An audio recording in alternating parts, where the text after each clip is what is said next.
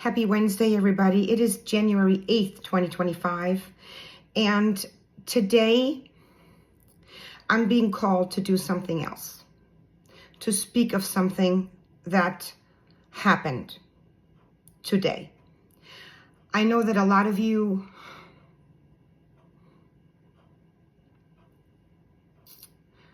have been following the Council of Nine's countdown or numbers, whatever you want to call it. And it led to something this morning. And something so profound that it makes me emotional. And in order for you to understand why I get emotional, I have to give you a bit of a backstory about my journey and why I know what I know happened this morning. And that is from the moment I entered spirituality, I was sort of guided to engage darkness, okay? Engaging in a sense that I found myself being called to visit certain places and clear them. I could never drive by a cemetery without either stopping or going in, or as I'm driving by, clearing it in some shape or form. And not just of human spirits who were restless or darker or whatever, but I've also encountered, other beings, elementals, and demonic entities of all sorts.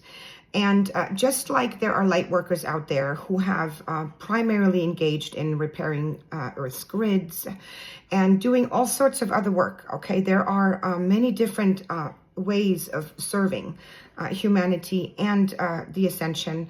My purpose for quite some time has always been to engage with darkness, to not only, sort of dismantle it, but also to transmute it and bring it to the light. Now, what so many of you don't understand or don't believe in is that some of the darkest beings can be redeemed, okay? It was always one of the biggest efforts of mine is to redeem those energies and entities that had refused to. And that is what I've been doing for years now. So that's a little bit of a backstory of mine. Now, what makes this also additionally important, what I'm about to say, is that so many of you connect with different star beings, right? Different, places that you feel called to. You call yourself star seeds, and many other things. Some of you with the fairies and so on. We all have a connection, right? We all feel called or feel as though we belong somewhere. And for me, this has always been, from the beginning, the angelic realm, okay? In particular, the seraphim angelics. Okay, and which is why, one of the reasons why the archangels come in so heavily. Archangel Michael is in my space all the time. And actually, I consider him to be on my spirit team, if you so will, because he always chimes in. That said, why is this important for me to say this here? Because I've never really talked about this, right? I didn't feel the need to. Well, what I'm about to say, what happened today, is why I was able to witness it and speak of it. And some of you will not believe me, and that's okay. But I'm not here to convince you. I'm here to let you know that something profound happened this morning. In Western time, Eastern Standard Time is where I am. And that is the Deliverance of Lucifer. Now, you're probably thinking, what does that mean? What are you talking about? I speak of Lucifer, the fallen angel. Everyone refers to, the dark one. And when I speak of deliverance, I actually mean deliverance. I don't speak of defeat or, he was bested. I don't speak of it like that. And the reason for that is because he was not looked at by the Most High as to be defeated, okay? He was looked at by the Most High, by the angelics, as to be delivered, as to be redeemed, as to be brought home, okay? That is how the Most High and the angelic realm always looked at Lucifer. Whereas, religion and the Bible made him out to be this dark being. Now, I will say he was a dark being, okay? He did engage in darkness. But what most don't understand is that somewhere within even a dark being, as long as there's a soul, there's light somewhere, okay? And the reason why I gave you all my backstory about my connection to, redeeming dark beings and, working with dark energies and being from or connected to the angelic realm, especially the seraphim, is that I bore witness this morning to what happened, all right? And Lucifer has willingly surrendered his being to the light. And again, you can believe me or not. So what does that mean?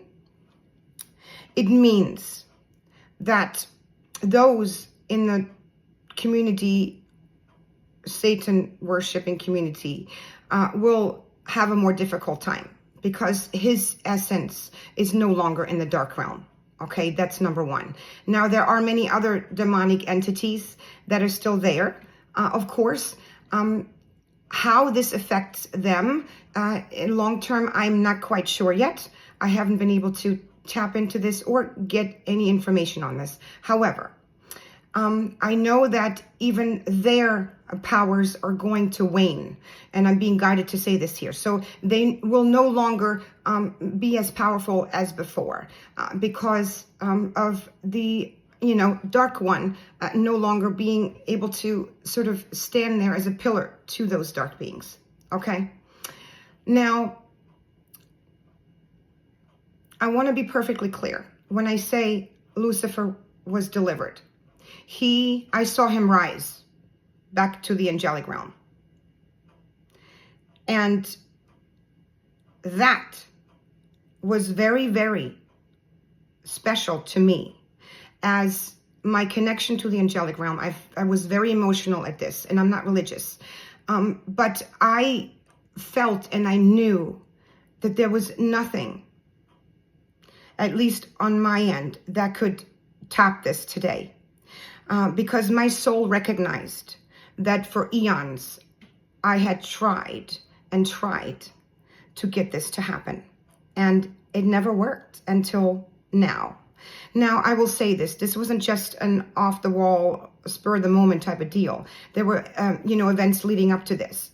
But I find it very fascinating and interesting that we were made aware of this countdown or whatever this was by the Council of Nine. And then this morning, I witnessed this.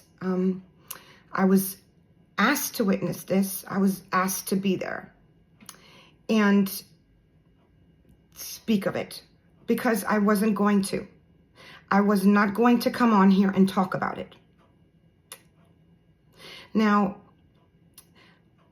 what does this look like for the world? It's difficult to say. But again, some of the most powerful players in the dark world draw or have drawn upon the powers of the dark one, and they will no longer find that power. And if they try to draw on some of the other powers in the dark world, in the underworld, in the satanic world at least, they will find themselves with less forthcoming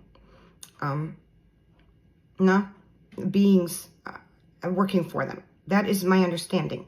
Now, there are other dark energies and entities and influences that are taking place in the world that have nothing to do with Lucifer or his brethren in the underworld, at least. And that is a whole nother set of stories. So this is not acting as a solution for all, but it is nonetheless something that will take place and has taken place. So I leave you all with that. Let me know what you think, as always, and stay tuned for more. Bye.